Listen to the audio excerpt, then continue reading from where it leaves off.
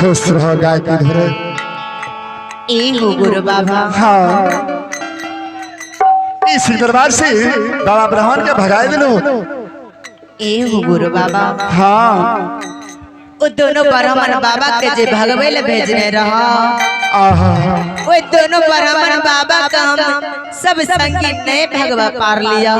क्या ए हो गुरु बाबा। हाँ इतनी सब बात ने और की बात आप तो सब बात जाने छिए कि सब संगी कितना मिठाई के लोभी होई छी। सब का बसवार के पे ए हो गुरु बाबा। हाँ सब संगी का मिठाई के लोभ में लोभले कौन हो गुरु बाबा।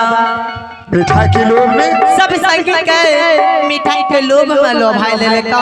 अच्छा और सब संगी का भरी भरी पेट का मिठाई खिले लेका।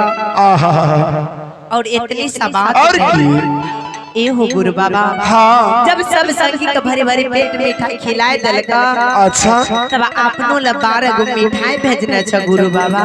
ओ क्या ब्राह्मण ने हमारे लिए 12 को मिठाई को भेजा है? हाँ बाबा। देखो क्या किधर हाँ। इस मिठाई को तुम्हें क्या करना होगा, जाओ हमारे धर्म के गहवर पर धरने के ऊपर में इस मिठाई को रख देना है। ठीक है बाबा, हम यहाँ से अपन महल जाए छिया। ठीक है ठीक ठीक। हे हो समाज बाबू,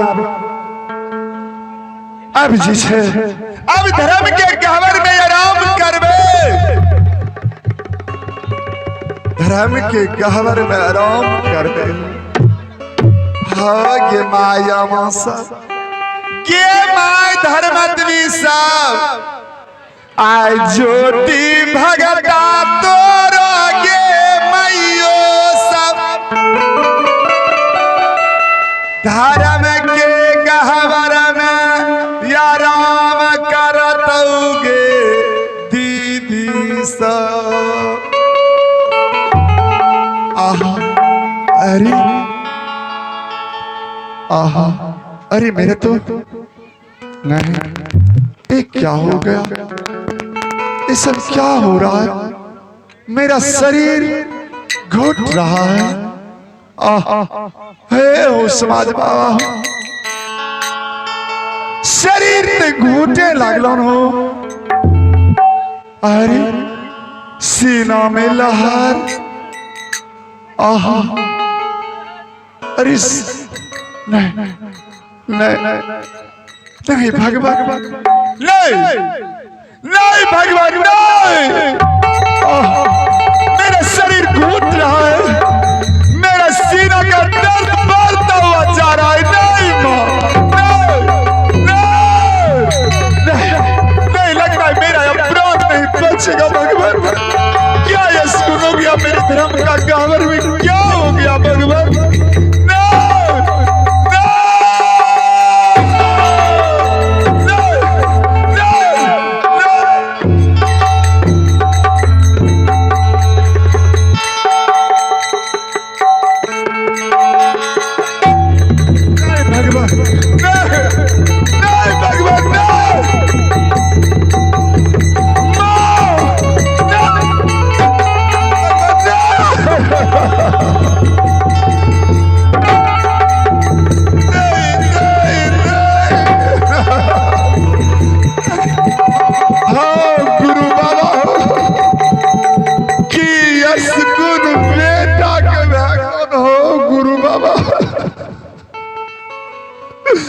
बेटा के हाथ पैर दोनों गला लगलन हो मालिक, कि असगुन भेलन हो मालिक। समाज बाबू, जो माय धर्मत में बेटा के चेहरा देखते मैयो परान हाली लेतोगे मैयो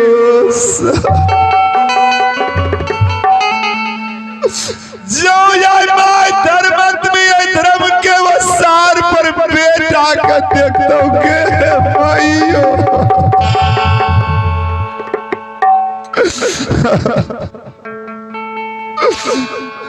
आओ मैया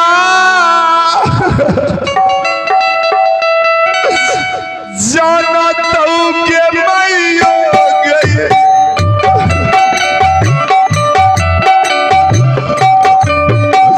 हालत तो के